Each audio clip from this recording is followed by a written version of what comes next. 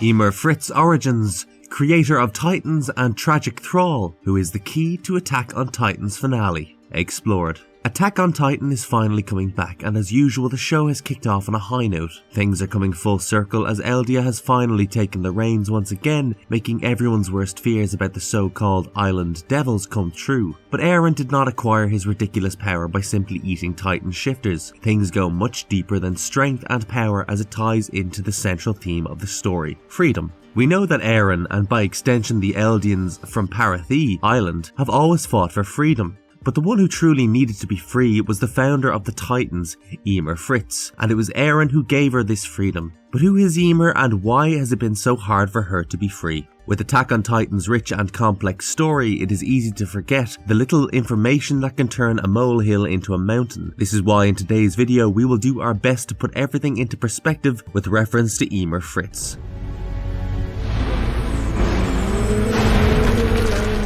Ymir Fritz, the origin before the origin.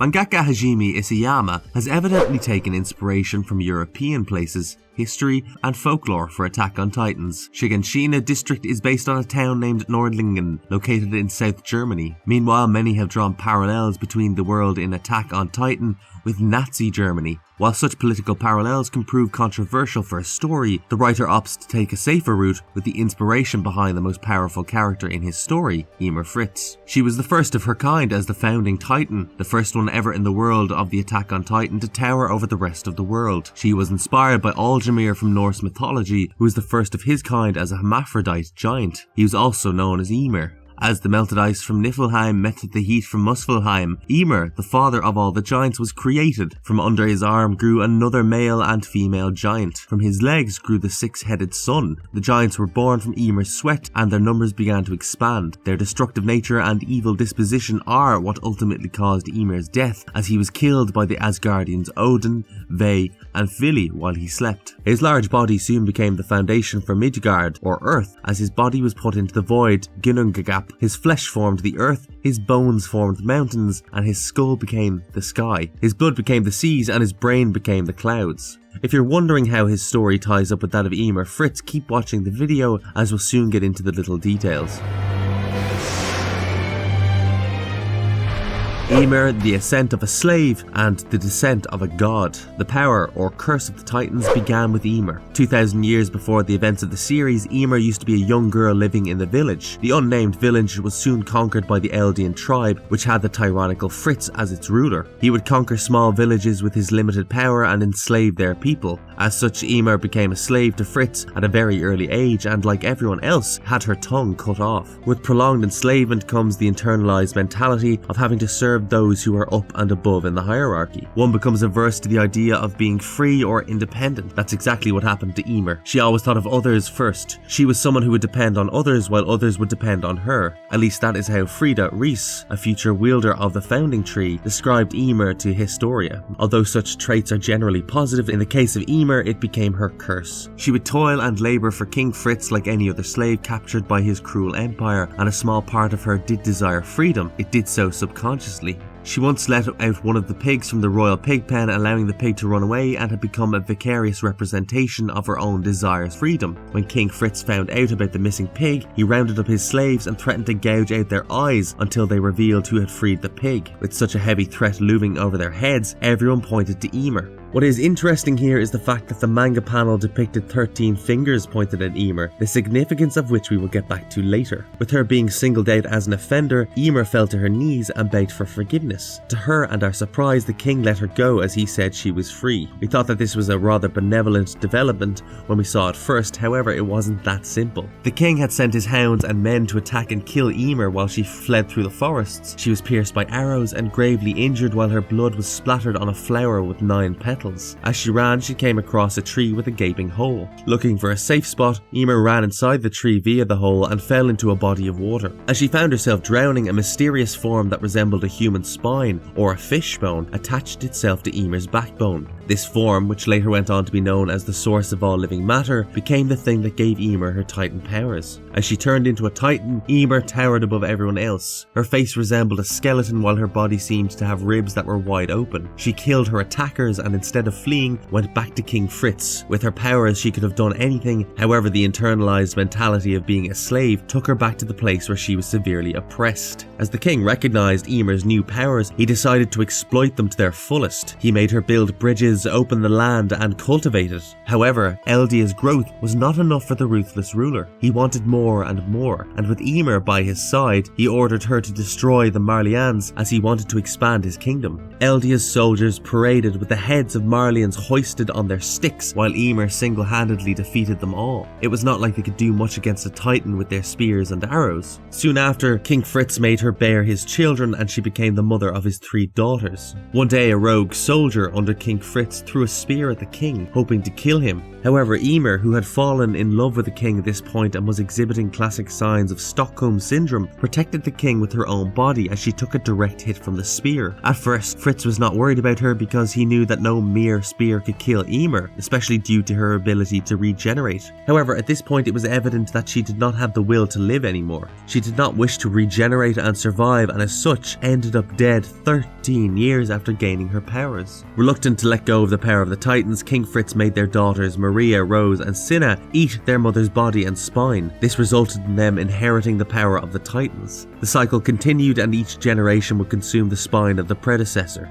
Ultimately, 9 Titan shifters were created via the powers of Ymir, after which the rest of the people who ate their spines, or rather the spinal fluids of the Titans, gained the ability to turn into pure Titans. After Ymir's death, she found herself in a strange realm, surrounded by sandy landscapes. As her daughters consumed her spinal column and gained their abilities, a pathway emerged in front of Ymir's eyes as they diverged into 3 different lines. With more and more people acquiring the abilities of the Titans, more and more paths were formed within the realm, and with Ymir at the center of it all. She could control anyone who had gained the power of the Titans. As such, everyone who descended from Ymir went on to be referred to as the subjects of Ymir. Going back to the Ymir from Norse mythology, his ability to give birth to children from under his arms is directly related to the coordinate that allows Ymir Fritz to access all her subjects. Like the giants from Norse myths, the Titans sprang forth from Ymir Fritz's divine body, with the only difference being that they did so following her death and consumption. Eldia began aggressively expanding its empire, subjecting others to their torture and tyranny. To spread the power of the Titans, the Eldians would force people to have children with them and subsequently give rise to more subjects of Ymir. With more and more people acquiring their ability to turn into pure Titans, Eldia would gain the ability to invade more lands. However, Ymir was not exactly dead, in the sense that she did not cease to exist. Trapped in paths where time was exponentially slower compared to the real world, Ymir became the epitome of someone with absolutely no freedom and the most daunting origin story. As the founder, she was responsible for building the body of the Titans. Anytime an Eldian would turn into a pure Titan or Titan shifter, it was Ymir who would carry the sand across vast lands and build the Titans with her own hands. Anytime a Titan was injured and had to regenerate, they could do so because Ymir was rebuilding them. And all of this was taken for granted by the royal family, who abused her power and love with no shame for its consequences. So it was cathartic when said consequences finally caught up with them.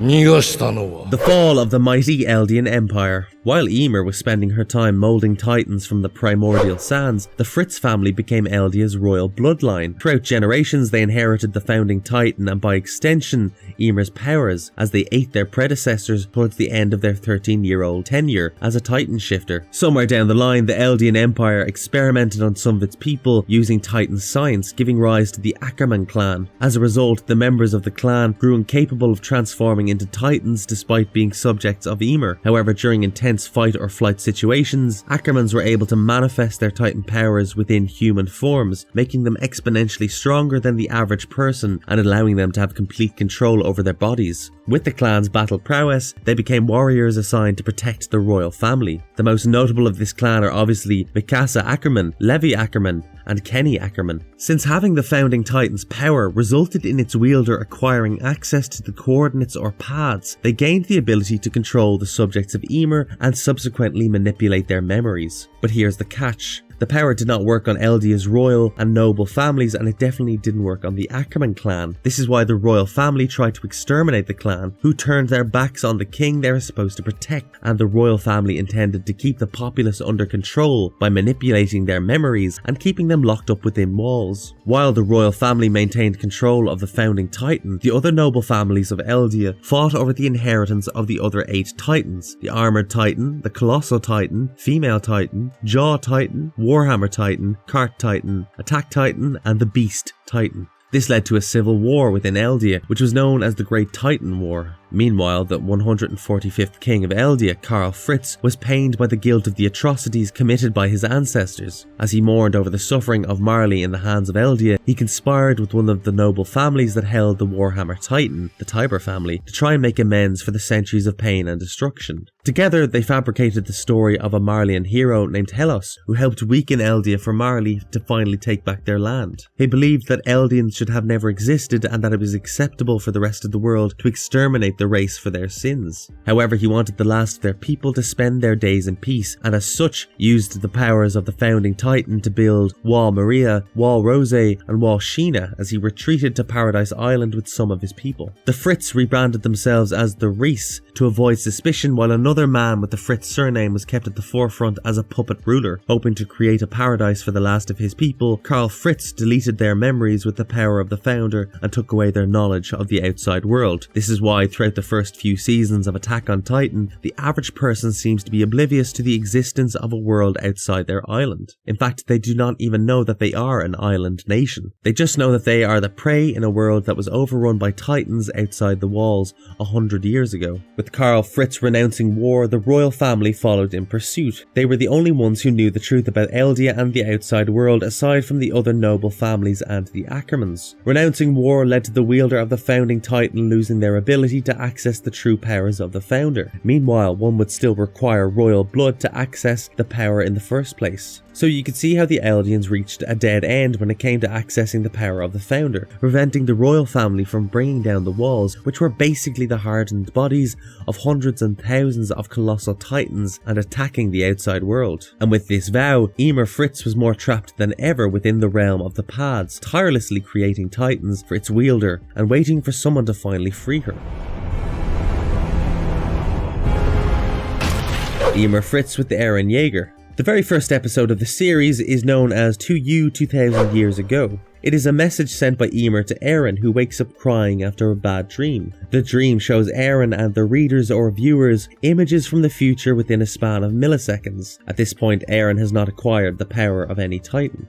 As Shiganshina district gets attacked, Eren's mother dies at the hands of a smiling titan. The unfortunate experience leads to Eren joining the Survey Corps as he hopes to kill every single titan, wiping them out from the face of the earth. Meanwhile, his father, Grisha, who was an Eldian from the internment zone of Marley, possessed the attack titan. He had killed the members of the royal family, barring Rod Reese, and acquired the founding titan from Frida Reese. After the attack on Shiganshina, he turned Eren into a pure titan and allowed his son to eat him, hoping to pass down the 2 titans possessed by him. Somewhere down the line, Grisha also erased Eren's memories of the event, causing him to forget that he has the abilities of a titan shifter. When Eren manifests his powers, he only uses the abilities of the attack titan. In fact, he remains oblivious to even having the founder in him. In the last episode of the season, Eren comes face to face with the smiling titan once again while being in a hopeless situation. With his dwindling will and inability to temporarily turn into a titan, the death of Hans in the hands of the very titan who killed his mother, and Mikasa's injury that rendered her incapable of fighting, Eren eventually breaks down completely, hating himself for being a loser. But when Mikasa's words reinstate his faith, he touches the smiling titan and suddenly acquires the ability to control all titans within his vicinity, albeit temporarily. Meanwhile, Rainer and Bertolt realize the implications of the situation and worry about him having gained access to the power of the coordinate. Due to not being royal blood, Eren did not have access to the powers of the founder. However, that smiling titan was the pure titan form of Dina Fritz, a woman of royal blood. When Eren's father Grisha lived in Marley as an oppressed Eldian, he attempted to restore the glory of the Eldian Empire after having experienced tremendous grief and hardship throughout his life in Marley. There he met Dina, whom he bonded with as he believed in the same cause as her. However, after they were busted, Dina was turned into a pure Titan under the orders of Marleyan soldiers, and she was sent off to be one of several Titans who was meant to attack Paradis Island or prevent them from leaving the walls. As such, when Eren came into physical contact with a Titan of royal blood, he was able to temporarily access the abilities of the Coordinate. In the 6th episode from season 3, Eren became a hostage of Rod Reis, whose daughter Historia is also of royal blood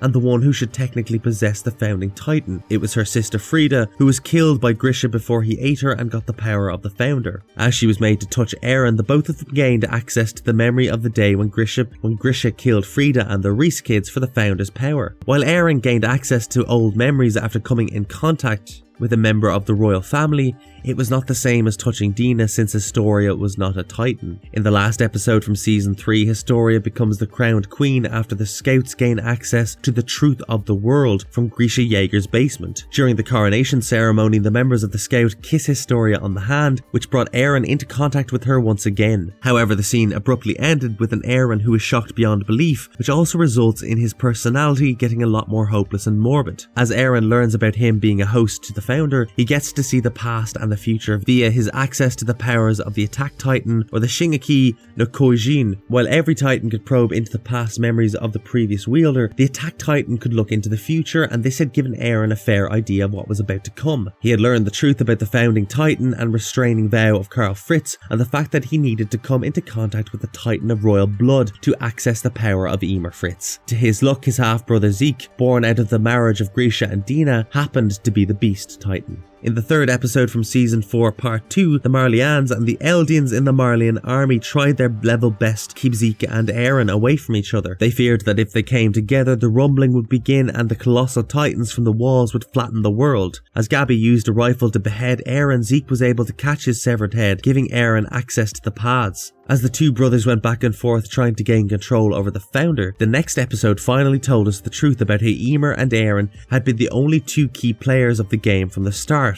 On the day Grisha killed the Reis family, it was the older Eren who had actually visited his father via the memories and coerced him into killing the Reis. At this point, Eren knew that his people could never be free from the hatred of the world if the world existed as they knew it, and if Ymir still continued to remain trapped in the paths. This is why, after kissing Historia's hand, Eren was shocked as he witnessed himself as the one who forced his father into killing the Reis family. Up until then, he considered his father to be a bad person for doing so. While the first episode was known as To You 2000 Years From Now, the 5th episode from season 4 part 2 was known as From You 2000 Years From Now. It kicked off with Ymir's origin story as a slave and eventually took us back to the paths. As Eren ran to her and embraced her, he told her that he was not a slave or a god. She was just a human and that she had a choice. She had the freedom to choose. Zeke wanted Ymir to take away the Eldians' ability to reproduce, bringing an end to the race. However, Eren wanted Eldians to be free, and he wanted his friends to live long lives, devoid of the curse of the Titans. With the option to choose in front of her, tears streamed down Ymir's eyes, and she ultimately sided with Eren. Back in the real world, a long spine came out of Eren's severed head and resulted in the formation of the founding Titan, while Eren gained the ability to address and control all the subjects of Ymir. Finally, he undid the hardening of the Titans,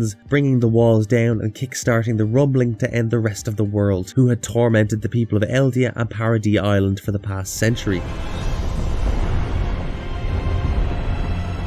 The mysterious hallucinogenia as the source of all living matter. From the beginning of the show, we are made aware of the fact that a Titan could only be killed if its nape was sliced off. Chapter 51 from the manga delved into the details omitted by the anime. After Erwin was recovering following the loss of his right hand, Hang and Connie Springer entered the room to reveal their latest discoveries. According to their theory, the residents of the Ragako village had been turned into Titans. Hang also discovered how every Titan, irrespective of their size, always had a similarly sized weak spot, which was 1 meter long, 10 centimeters wide. With the human body as context, that size rounded up to the size of a human spinal column. The 65th chapter of the manga witnessed Eren hardening to protect his peers against Rod Reis. Having achieved this feat, Eren was unconscious for a while, but the chapter began with the imagery of Eren attached to what looked like the spine that he had gotten attached to Ymir right before he had manifested her own powers. Ultimately, when Eren took up the form of the founding Titan, his body depicted a giant spine-like structure that resembled something that looked like a fusion between a centipede and a gigantic claw clip.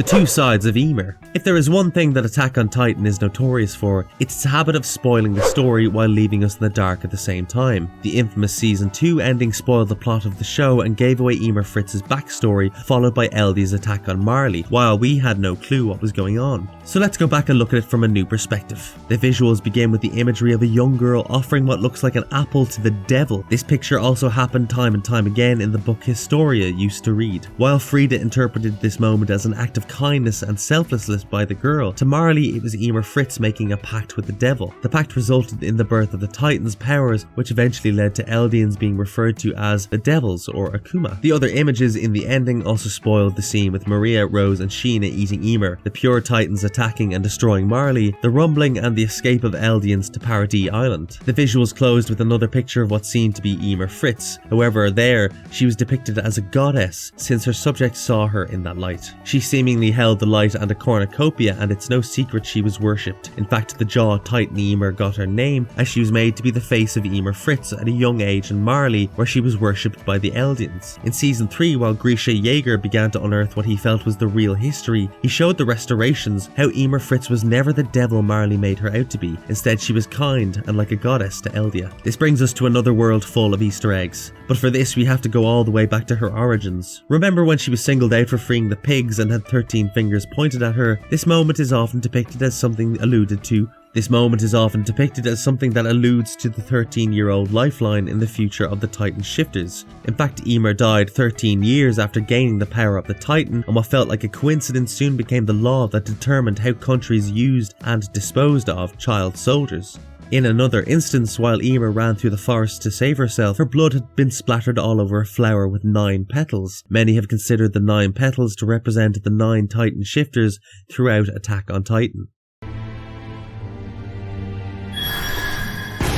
Ymir's choice to discard her royal descendant for Eren. As the Jaeger brothers gain access to the paths, they both finally get the opportunity to meet the founder herself. However, the two brothers want different things from her. While Zeke wants to bring an end to the Eldian race to end their suffering by taking away their ability to reproduce, Eren wants them to be free. Eren wants his friends to live long lives. Considering the fact that some of his closest friends are Titan shifters, the power of the Titans needs to disappear from the face of the planet for people like Armin, Rainer and Annie to actually live longer. The thing is, Ymir has always had the mindset of a slave. In fact, she feigned her own death to escape her suffering as a slave to Fritz, whom she could have killed easily with her powers. However, the hierarchy she was a victim of prevented her from standing up for herself. This is why we supposedly see her as the only Titan shifter whose face resembles a skull, as she lacks a sense of identity. Time works strangely in the paths, and at this point it is evident that Ymir's body was created by Ymir herself. However, while she seemed to put more effort in creating the form of the Attack Titan, the Armor Titan, or any other founding Titan, she has put little effort into the Titan wielded by her. Anyway, as she faked her death, a desperate Fritz forced his daughters to eat her and keep her powers alive. With her toxic love for the king as a result of Stockholm Syndrome, Ymir also failed at standing up for herself and changing the way things work following the expansion of the Eldian Empire and its subsequent demise. Then came Karl Fritz's vow, which restrained her even more, as no one could access her true powers at this point. So when Eren came along, whom she had called for, by the way, via the imageries, he gave her a choice. While everyone made the decision for her, Eren gave her a choice to choose between the rumbling and Zeke's euthanization plan, as he told her that she is just a regular human with a choice. As the opportunity presented itself, Ymir was finally free to choose, and she went with the rumbling. She had been waiting for Eren all this time, and although Eren is the one who literally put every event of the show into motion by orchestrating the memories of every Attack Titan irrespective of time, Ymir Fritz played a bigger role in that she was the one who irked Eren into doing what he did via the dreams. Ultimately, it was proven that the bond was stronger than the blood of death. A girl restrained by the chains she had made herself. Ymir's tragic life and times. While the members of the royal family often found themselves being restrained in paths due to the war-denouncing vow of Karl Fritz, the Eldians from Paradis Island were, and by extension the world that hated them. Eldians in Marley were restrained by Marley as well, while Marley was restrained by the threat of the rumbling. Eren, who sought freedom more than anyone, was restrained by the fact that he was chosen by Ymir, which made him a slave in his own actions. In every situation, each character finds themselves restrained by the actions of someone else. However, when it comes to Ymir, she was being restrained by herself. Sure, she used to be a powerless slave, but even as a titan and the only person in the world with unimaginable power, she could not leave King Fritz. She had every right and reason under the sky to do so, but she couldn't. She was stuck to it for 2,000 years and waited for someone who would finally bring an end to the cycle. Yes, Eren played a big role here, but he was not her only choice. There was someone else who would go on to be responsible for bringing an end to the cycle started by Ymir and her enslaved mind, but we can't reveal too much information now since those parts have not been animated yet. All we can say is that the mangaka had previously mentioned how he wanted to open a sauna with the tears of his readers, so hope for the worst.